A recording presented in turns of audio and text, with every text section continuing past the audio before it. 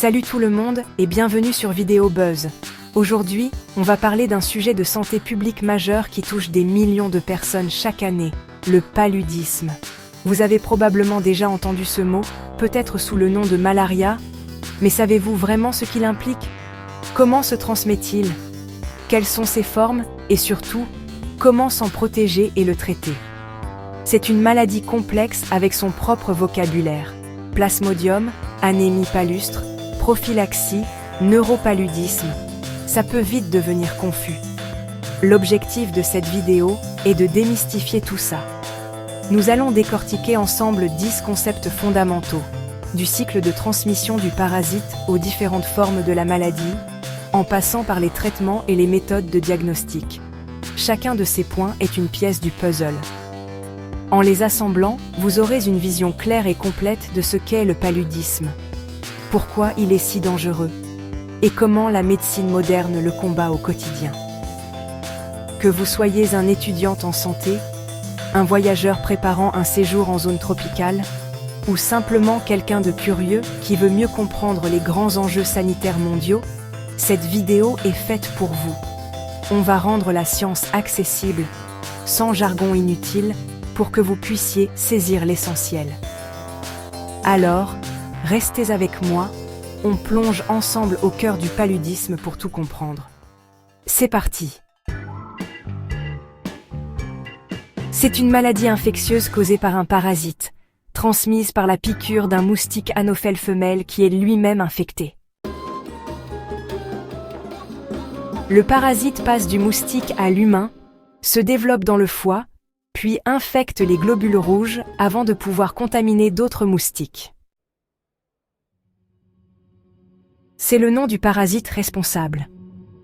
Il existe 5 espèces principales, dont Plasmodium falciparum, qui est de loin la plus dangereuse pour l'homme. La forme la moins sévère. Elle se manifeste par des symptômes grippaux comme la fièvre, les frissons et les maux de tête. Une urgence médicale. Cette forme peut entraîner une défaillance des organes et nécessite une hospitalisation immédiate avec un traitement par voie injectable. La complication neurologique la plus redoutée du paludisme grave. Elle se caractérise par un coma ou des convulsions et est souvent mortelle. Alors, ce sont les médicaments utilisés pour tuer le parasite dans le corps, comme l'artésunate ou les combinaisons thérapeutiques à base d'artémisinine, que l'on appelle aussi ACT. Le parasite détruit massivement les globules rouges, provoquant une anémie. Cela réduit le transport d'oxygène et fatigue énormément le corps. L'ensemble des mesures préventives pour éviter la maladie. Moustiquaires traités, répulsifs cutanés, et parfois des médicaments préventifs avant un voyage.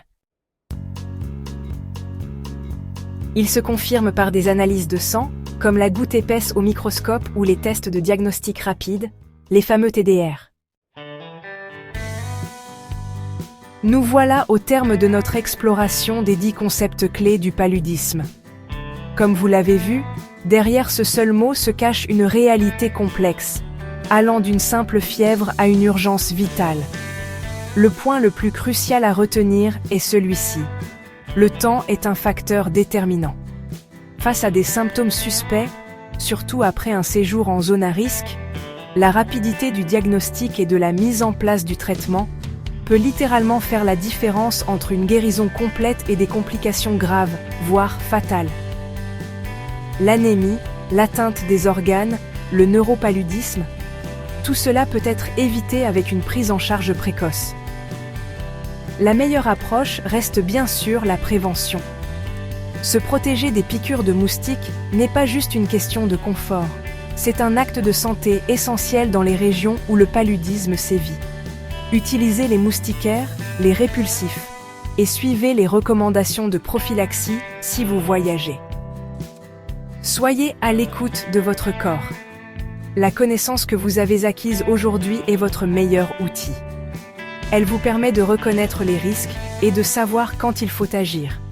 Alors, n'hésitez jamais. Si vous avez le moindre doute, la moindre fièvre suspecte, consultez un médecin ou un centre de santé. Ne banalisez pas les symptômes. Partagez ces informations autour de vous, car la sensibilisation est une arme puissante dans la lutte contre cette maladie. Prenez soin de vous, protégez-vous et restez informés. Merci d'avoir regardé et à très bientôt sur Vidéo Buzz.